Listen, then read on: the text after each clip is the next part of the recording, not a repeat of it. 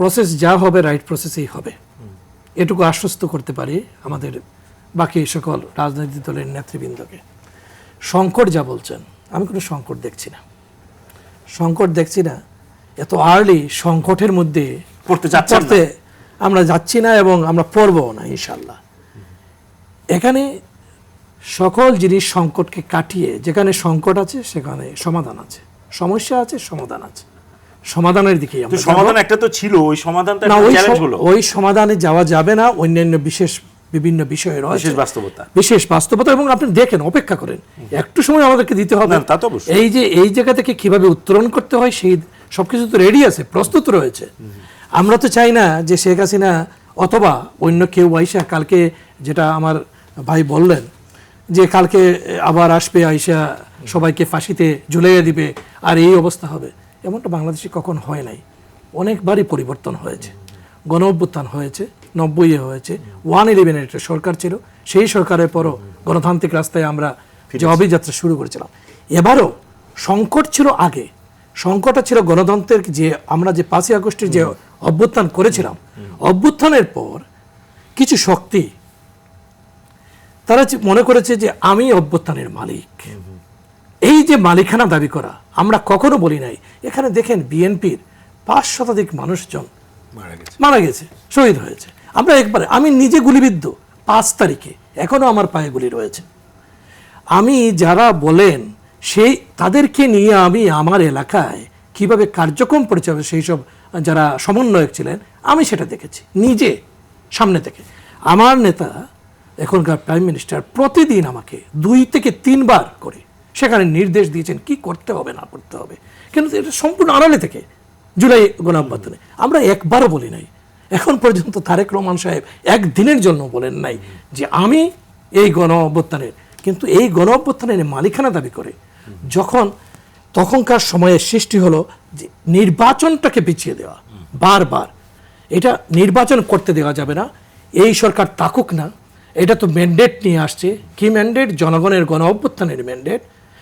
দীর্ঘ সময়ের জন্য তো এইটা ইন্টারিম সরকার আসে নাই, সে আসছে একটি নির্বাচনের জন্য। নির্বাচন হচ্ছে না, একটা পর্যায়ে নিয়ে বাংলাদেশটাকে ঠিক করে আবার কিছু কিছু বিষয় নিয়ে পরবর্তীতে সরকারের কাছে তুলে দেওয়ার জন্য। এই যে দীর্ঘ সময় গেল, এই দীর্ঘ সময়ের জন্য আমরা অনেকটা পিছিয়ে পড়েছি কিনা আপনি দেখেন। আপনি একটা প্রশ্ন ধরেছেন যে আমি যাওয়ার 2 দিন আগে কেন আমাকে একটা, এই সরকারের তো কাজ এটা ছিল না। এহেন অনেক অনেক কাজ রয়েছে, পার্বত্য চট্টগ্রাম নিয়ে রয়েছে লম্বা বিস্তর আলাপ, সেই আলাপে আমি এখন যাচ্ছি না। পার্বত্য চট্টগ্রাম নিয়ে রয়েছে অনেক অনেক অনেক বিষয় নিয়ে আলাপ আছে। আমরা একটা চুক্তি হবে, চুক্তি কে করবে? চুক্তি অবশ্যই করবে একটি গণতান্ত্রিক সরকার, ইলেক্টেড। আমাকে কে এই অথরিটি দিল যে আমি একটা চুক্তি করব? সে অনেক প্রশ্ন। আমরা কোনো প্রশ্নে এখন যেতে চাচ্ছি না। আমি বারবার করে বলছি, আমরা সামনের দিকে এগিয়ে যেতে চাই। এখানে যা কিছু রয়েছে সবগুলোকে আমরা, অনেক অনেক যন্ত্রণা আমাদের উপর ফেলে দেওয়া হয়েছে, যেগুলোকে আমাদেরকে ফেস করতে হচ্ছে। অনেক অনেক সমস্যাগুলো আমাদেরকে এখন ফেস করতে হচ্ছে। অর্থনৈতিক যে সমস্যা, যে শেখ হাসিনা যে জায়গায় দিয়ে গেছিল এরপর যে খুব ভালো হয়েছে অর্থনীতি, তেমন না। আমরা অনেক গল্প শুনেছি যে এই বেড়েছে, সেই বছর রিজার্ভ বেড়েছে, কিন্তু বাস্তবিক করতে অর্থনৈতিক অবস্থা এখন চূড়ান্ত ভঙ্গুর অবস্থায়, এবং সব কিছু মিলিয়ে আমাদেরকে অনেক কিছু ফেস করতে হচ্ছে। অনেক জঞ্জাল, যে জঞ্জালগুলো পরিষ্কার হয়ে নাই, উপরে উপরে অনেক কথা হয়েছে, ডায়ালগ হয়েছে, কথাবার্তা, রাজনীতি, এখানে মিটিং করেছি আমরা, দিনের পর দিন বসেছে, কিন্তু করার যে কাজগুলো ছিল সেই কাজগুলো আমরা কিন্তু করতে পারি নাই। বিভিন্ন কারণ রয়েছে।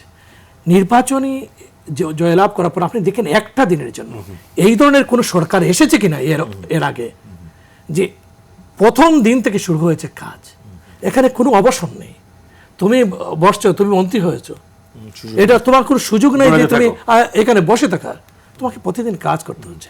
সংসদ সদস্যদেরকে বলা হয়েছে সবকিছু রেডি করেন, আপনি আসবেন, আপনার এলাকার সমস্যাগুলো কি সেগুলো নিয়ে আপনি কাজ করেন। মন্ত্রীদেরকে বলা হয়েছে 6 মাস আপনাকে দেখবো। এই যে জিনিসগুলো এবং বাকি কাজগুলো, প্রধানমন্ত্রী দেখেন খরচ কমানোর জন্য কি কি পদক্ষেপ নিয়েছেন, প্রতিটি কিন্তু সিগনিফিকেন্ট।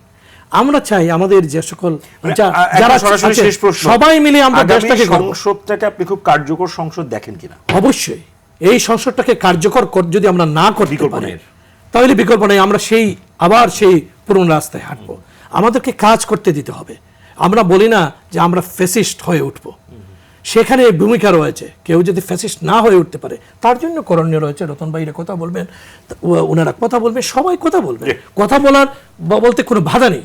কিন্তু সব সময় আমাদেরকে মনে রাখতে, আমি বারবার করে বলছি, এই অনুষ্ঠানে কয়েকবারই বলছি, হয়তোবা শুনতে এটার উপরে কেন জোর দিচ্ছি, যে আমি শুধু তর্কের খাতিরে তর্ক করব না, আমি শুধু যে একটা দল ক্ষমতায় আছে তাকে কিভাবে আমি বাধাগ্রস্ত করতে পারি সেই পুরনো দলের রাজনীতি না, আমি তাকে কিভাবে সহায়ক, ক্ষমতাসীন দল বা সরকারি দল অথবা বিরোধী দল দুইটা টায়ার নিয়ে সংসদ চলে, একটা টায়ার যদি অকার্যকর থাকে সেই গাড়ি আমরা সেটা বিশ্বাস করি, আমরা সেই টায়ারটাকে সচল করতে চাই এবং সামনের দিকে বাংলাদেশটাকে নিয়ে যেতে চাই, সেখানে সবাই কাজ করে।